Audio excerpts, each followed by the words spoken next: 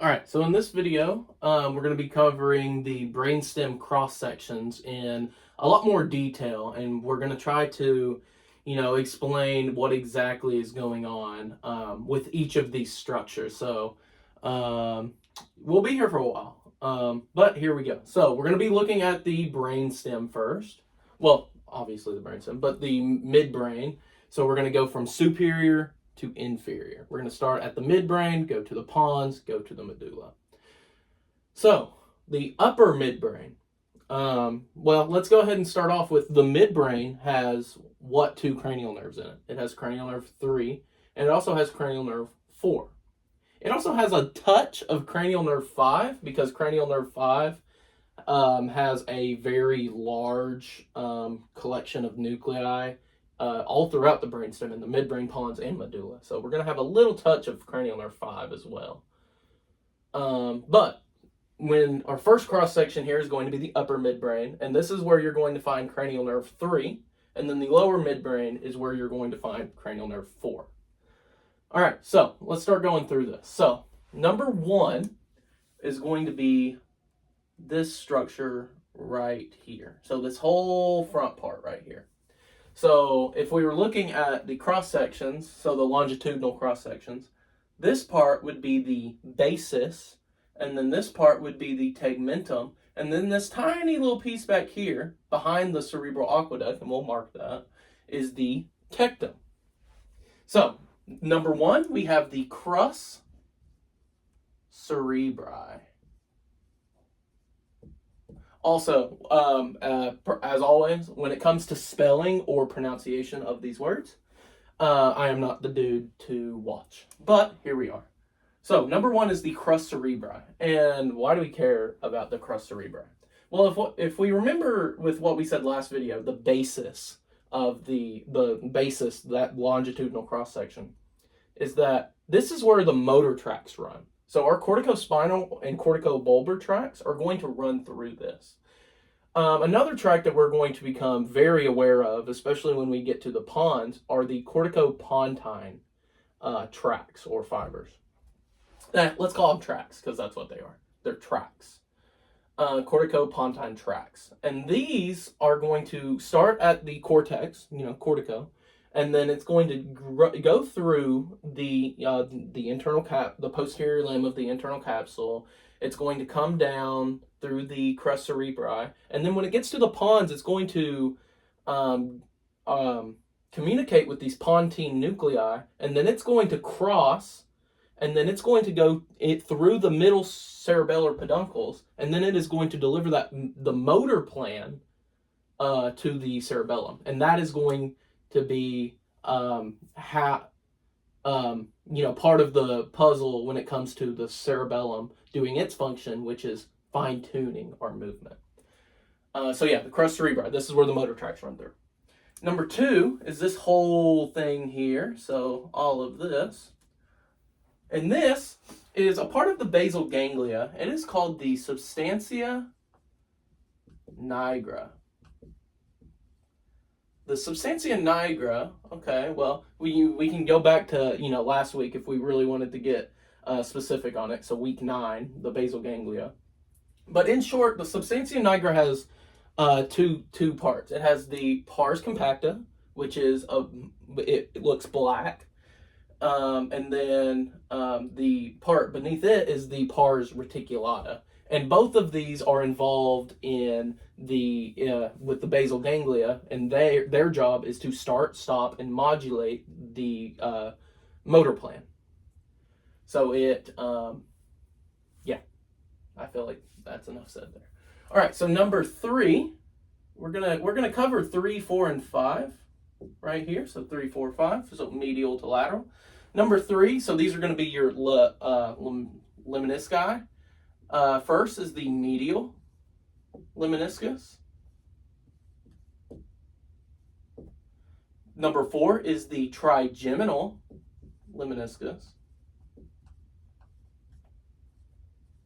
And then number 5 is the spinal lemniscus. All right, that's good and all, but what does this mean? So what I like to think about it are all three of these, and we're going to encounter a fourth one when we get to the lower midbrain. But these three consist of ascending tracks that are going to the cortex, specifically to that primary sensory cortex in the parietal lobe, right behind that central sulcus. It's always good to review. But what is in each? So in the medial lemniscus, we have the DCML tract, and remember that is from the body, and that has sensory information such as light touch, conscious proprioception, detailed touch, which that includes light touch and also 2-point discrimination, vibration, all that good stuff. For the trigeminal lemniscus, this is our sensory information from cranial nerve 5, trigeminal, so that one makes sense. So sensory information from cranial nerve 5. And then the fifth one is the spinal lemniscus, and its job, it's formed by the combination of the spinothalamic tracts, both medial and lateral, and it also includes the spino-olivary tract, but the spinothalamic parts of that are going to be way more important for our purposes. So DCML for medial lemniscus, the ML should clue you in on that, the trigeminal lemniscus for the trigeminal nerve, and then the fifth one, the spinal lemniscus for our spinothalamic tracts. So yeah, that's not too bad. Not too bad there. All right, so let's move on. Let's come a little bit more posterior. Actually, yeah, let's go. Yeah, let's just go. Make it kind of look like we're going from anterior to posterior. All right, so it's number 6 and number 7. So 6, so the nuclei. So this is going to be the red nucleus. Ooh, red nucleus. I remember learning about that in the first biterm. The red nucleus, what tract does that give off? Well, it is going to give off the rubrospinal tract. What kind of muscles does the rubrospinal tract innervate? It's going to be more of our upper extremity fine motor flexors. So you can think kind of your forearm, wrist, and hand, specifically flexing those. And also remember that the rubrospinal tract, it is going to come down and cross via the ventral tegmentum. Look where we're at. The tegmentum is here to here. It is indeed the ventral aspect of the tegmentum. Okay, that makes sense. Number 7 is the tectospinal tract. The tectospinal tract. And we touched on the tectospinal tract a little bit in the last video. The tectospinal tract starts, and we're going to learn, actually, we'll go ahead and label it. We'll label it here in a second. But the tectum back here, the very last part after the cerebral aqueduct, that is your tectum. And this specific part is the superior colliculi. And what we need to realize is that this tract, so it's going to start in the superior colliculi, it is going to come down, and then it is going to cross to the other side. But look where it crossed at. It crossed behind the rubrospinal tract did. It crossed behind that. So, what does that mean? That means that while this is ventral tegmental decushitation for the rubrospinal tract, the tectospinal tract crosses in the dorsal tegmentum. So it is dorsal tegmental decushitation because it crosses behind the rubrospinal tract. Okay, we beat that to death. What's next here? So we'll do 8, and then we'll do 9, 10, 11, 12, 13. Okay. So number 8. This is going to be our cranial nerve 5, so CN5, the trigeminal, specifically the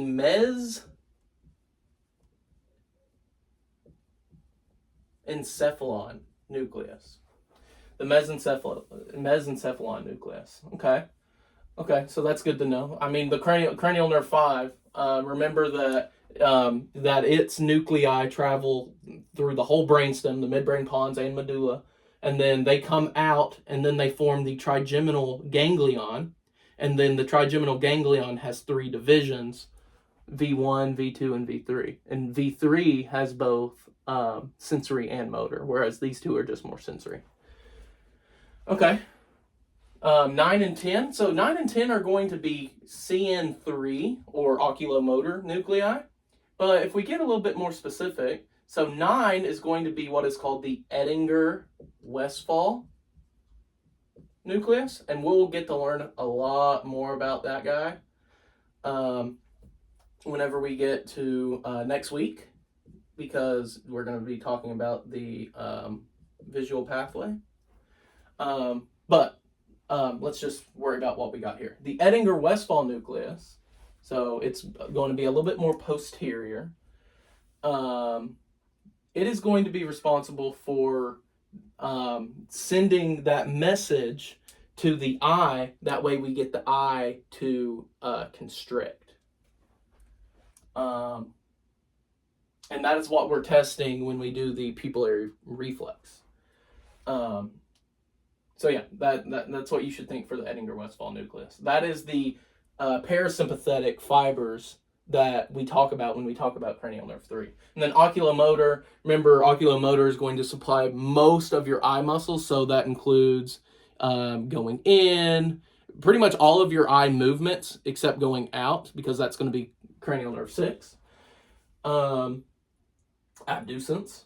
And then down and in, that's going to be more associated with your cranial nerve 4, which we'll talk about here in a little bit. Cranial nerve 4, trochlear. So yeah. All right, we beat that. All right, 11. This is the cerebral aqueduct or aqueduct. And remember, the cerebral aqueduct connects the 3rd ventricle and the 4th ventricle.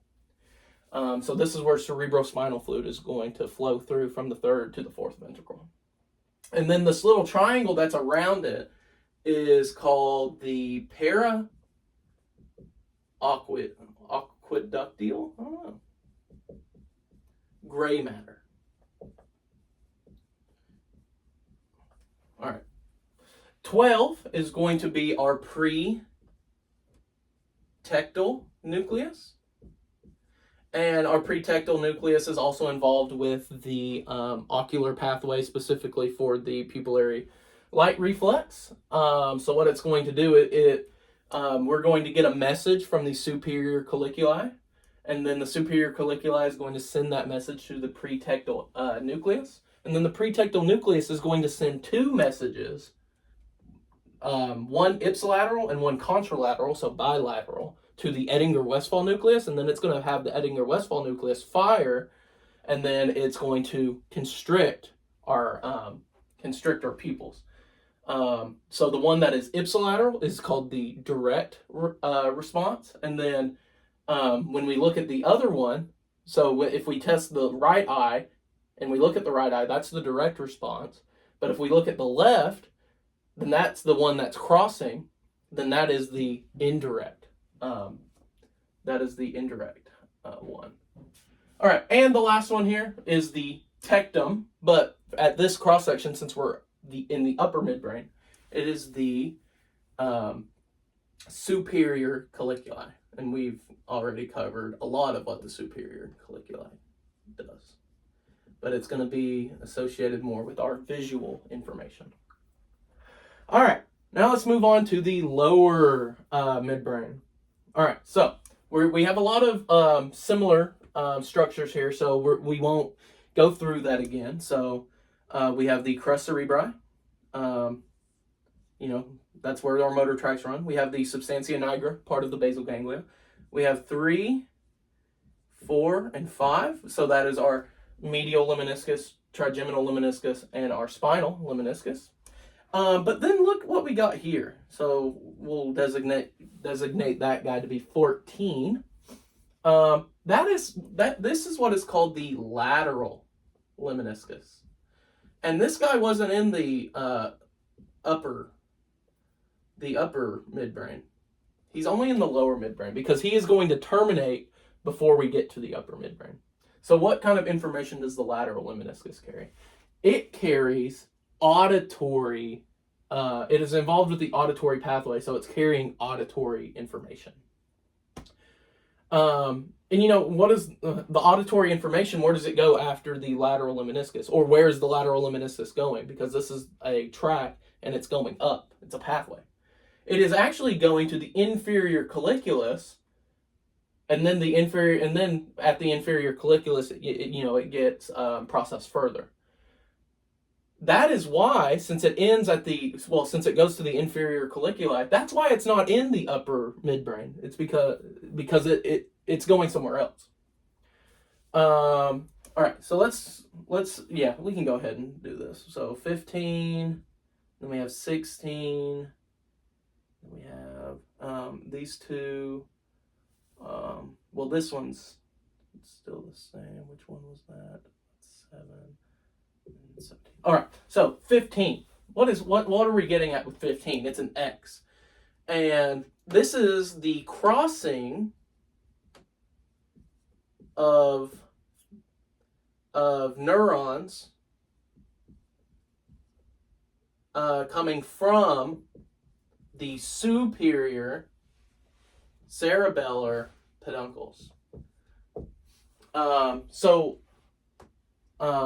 We'll really dive into it whenever we cover the cerebellum, but the superior cerebellar peduncles, a lot of things that come out of the superior cerebellar peduncles are going to cross.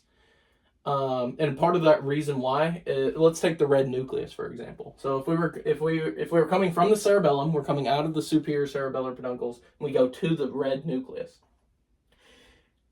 When we cross, so we're on the right side, if we cross and then we go to the red nucleus, and then the red nucleus crosses and then goes down, what does that end up being? That it crossed twice. That ends up being ipsilateral control. And what does the cerebellum love to do? It loves to control things ipsilaterally. A lot of things that come out of the superior cerebellar peduncles are going to cross, and it's going to cross very ventrally on the lower part of the midbrain. All right, 16. We had the red nucleus, and then we talked about how the rubrospinal tract crossed. And then this is just the rubrospinal tract. Once again, controlling more of our upper extremity fine motor flexors. 7, we already know this one. It is the tectospinal tract. Oh, sorry, almost wrote that down. So tectospinal tract. 17. So we didn't see this in the upper midbrain, and that's because this tract is going to end at the third cranial nerve nucleus, so the oculomotor and the Edinger-Westphal. It's more of the oculomotor nucleus, not really the Edinger-Westphal. But, so, it is the medial longitudinal fasciculus. So the medial longitudinal fasciculus is going to connect cranial nerve 6, 4, and 3. That way we can coordinate our eye movements. And it's very involved in the vestibulo-ocular reflex and our saccades. But we'll learn about that more next week. All right, so let's move on. So we have this guy, we know. What number was he? That was number 8.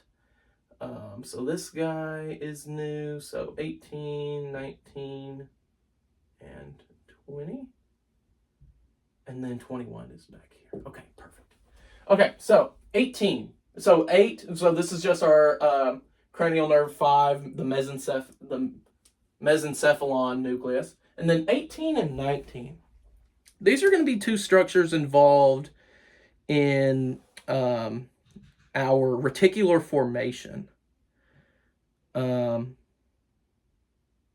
these are the So 18 is the, I always forget which one is more dorsal, which one's more ventral.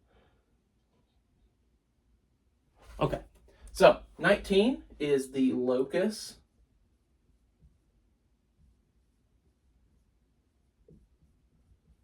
Cerulosus, and keep in mind, I don't know how to spell these, let alone say them. And then our other one is the dorsal raphe nucleus. Dorsal raphe nucleus. And both of these nuclei, like I said, they're involved with the reticular formation. Specifically, they're going to be associated with the descending pain pathway. So descending, that means we're doing something about the pain. We're doing something about the pain. And it is going to be down regulating the pain. That way we can deal with it better. So yeah, these are going to be responsible for the down regulation of pain, among other things. All right, 20 is going to be cranial nerve 4. You knew it was coming. So cranial nerve 4 nuclei. And that is going to be the trochlea, and it is going to innervate the superior oblique muscle. And when we are adducted, so if we're looking, so look at this eye here. If I'm adducted and this muscle fires, it is going to bring me down, and in and down. So that's how we would look at it. So we're looking at down and in movements. And this is also something interesting about this nerve, is that this nerve actually crosses. So if we're on the right cranial nerve 4 nuclei, we're going to cross and then go around the outside, and then we're going to, go to the superior oblique. So that's cranial nerve 3. Versus if you look at cranial nerve 3, it comes out on the same side. It's ipsilateral. Okay, so cranial nerve 4 is the only cranial nerve that crosses. That's cool. And then 21, so this is the tectum again, but we're at the lower midbrain, so this must be the inferior colliculi. All right,